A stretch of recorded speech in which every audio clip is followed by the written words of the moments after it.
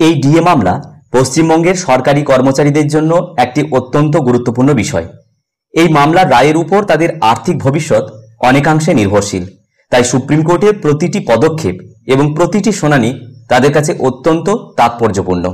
যাই হোক, এই সংক্রান্ত কি পর্যবেক্ষণ উঠে আসছে এই ছোট্ট প্রতিবেদনের মাধ্যমে আমরা শুনে নেব।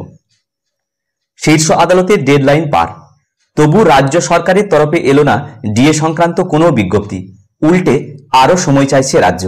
সুপ্রিম কোর্টের অন্তর্বর্তী নির্দেশ পুনর্বিবেচনার আর্জি জানিয়েছে রাজ্য। এও জানিয়েছে তারা বকেয়া ডিএর 25% সরাসরি আদালতের তহবিলে জমা দিতে প্রস্তুত। আর এখানেই অনেকের ধারণা ডিএ না দেওয়ার ক্ষেত্রে আদতে এটা একটা টালবাহানা মাত্র। এদিকে সুপ্রিম কোর্টের নির্দেশ মতো 25% বকেয়া দেওয়ার নির্দেশ কার্যকর না হওয়ার কারণে আদালত অবমাননার নোটিশ পাঠিয়েছেন আন্দোলনকারীরা। সূত্রের খবর, এদিন রাজ্য সরকার চিঠি পাঠিয়ে তাতে সুপ্রিম কোর্টের অন্তর্বর্তী রায় কার্যকর করার জন্য সময় চেয়েছে।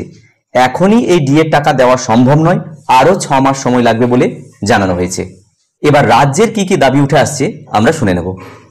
এত কর্মচারীকে বকেয়া ডিএর 25% দিতে গেলে বিপুল পরিমাণ অর্থের প্রয়োজন, যা 2025-26 অর্থবর্ষের বাজেটে বরাদ্দ নেই। রাজ্যকে যদি এই অর্থ দিতে হয় তাহলে ঋণ নিতে হবে, যার জন্য কেন্দ্রের নিকট থেকে অনুমতিরও দরকার। এই প্রক্রিয়া অত্যন্ত সময় সাপেক্ষ। এদিন সরকারি কর্মচারী পরিষদের সভাপতি দেবাশিস শীল মহাশয় জানান, রাজ্য সরকার সুপ্রিম কোর্টের ডিএ মামলায় আমাদের সংগঠন সরকারি কর্মচারী পরিষদ সহ সব রেসপন্ডেন্টদের কাছে চিঠি দিয়ে সুপ্রিম কোর্টের অন্তর্বর্তী রায় কার্য করার জন্য সময় চেয়েছেন। কারণস্বরূপ যেসব যুক্তি রাজ্য সরকারের পক্ষে দেখানো হয়েছে তার কোনো সারবত্তা নেই। আদালত অবমাননার দায় এড়ানোর কৌশল ছাড়া আর কিছুই নয়। বিশেষ করে প্রায় 10 বছর ধরে চলা এই মামলায় এখন রাজ্য সরকার এই 25% বকেয়া ডিএ মিটিয়ে দেওয়ার জন্য কেন্দ্রীয় সরকারের কাছে ঋণ নেওয়ার একটা গল্প ফেঁদেছেন। এর সর্বাত্মক বিরোধিতা আমরা করব। সুপ্রিম কোর্টের ডেডলাইন মেনে ডিএ দেওয়া হয়নি, তাই মামলাকারীদের তরফে দেওয়া হচ্ছে অবমাননার নোটিশ।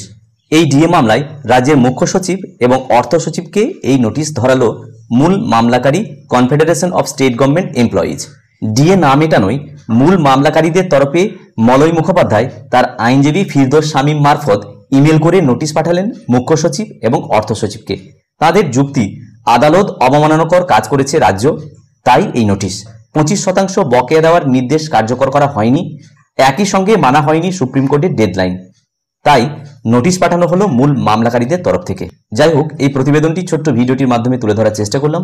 ভিডিওটি প্রত্যেককে দেখার জন্য ধন্যবাদ। প্রত্যেকে ভালো থাকুন, সুস্থ থাকুন।